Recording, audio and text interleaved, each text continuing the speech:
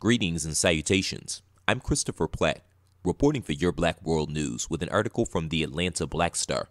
Don't forget to subscribe to this channel and visit theblackbusinessschool.com to learn about financial literacy and how you can grow your business today.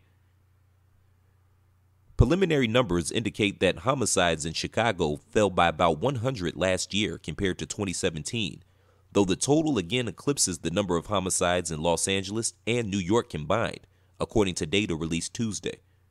Police in Chicago, the nation's third largest city, report that 561 homicides were committed between January 1st and December 31st of 2018.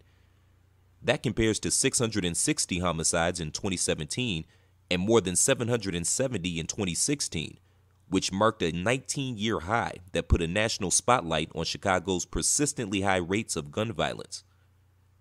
Chicago police credit the decreases in part to the addition of more than 1,000 new officers in recent years. Police also cite the creation of high-tech nerve centers in 20 out of 22 police districts, where officers rely on gunshot detection technology and predictive analytics that help quickly get police to areas where violence is most likely to erupt. Are we where we want to be? Of course not. Police Superintendent Eddie Johnson told the Chicago Tribune in a recent interview. But he added, "I do think that we're taking steps in the right direction." Official numbers for 2018 are expected to be released in several weeks, according to the department. Johnson has previously said a reasonable goal would be to one day get the annual number of homicides to below 300. Although the decrease in 2018 is significant, the homicide total is a repeat of 2016 and 17, when the number of killings in Chicago was higher than the combined total in the country's two other largest cities.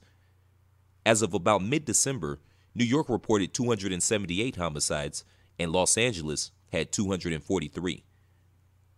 President Donald Trump has often singled out Chicago's high homicide rate, tweeting in 2017, quote, "If Chicago doesn't fix the horrible carnage, I will send the feds," end quote. Chicago Mayor Rahm Emanuel has accused Trump of oversimplifying the problem and potential solutions. While homicide numbers dropped in many districts in Chicago in 2018, they were up in several neighborhoods on the city's south and west sides. Those areas have been plagued for years by gun and gang-related violence, including Inglewood and West Garfield Park. Victims of gun violence in 2018 included a 12-year-old Shania O'Flynn of Covert, Michigan, who was spending time with her father in Chicago over the summer. Police said she likely wasn't an intended victim when she was shot while getting out of a car in West Garfield Park. Police have said most killings in Chicago are tied to street gangs, with members vying for control of territory or simply retaliating for perceived slights by gang rivals, which these days are typically communicated through social media. The number of shootings fell 14% in 2018 compared to the same period last year, and the numbers are down by 32% since 2016, when there were more than 3,500. Through December 31st, 2018, there were 2,391 shootings in Chicago. More than 9,500 illegal guns were seized in 2018, the most in 5 years, a police statement on the data said. Closer cooperation between local and federal law enforcement has also led to an increase in federal gun prosecutions in recent years, this according to police. Overall, crime citywide was down 10% in 2018 compared to the year before. Robberies and carjackings were both down 19%, and car thefts decreased 11%, the department figures showed. The addition of more than 200 license plate reader systems in squad cars, bringing the total number to 240, has also aided police in locating stolen vehicles, the department said.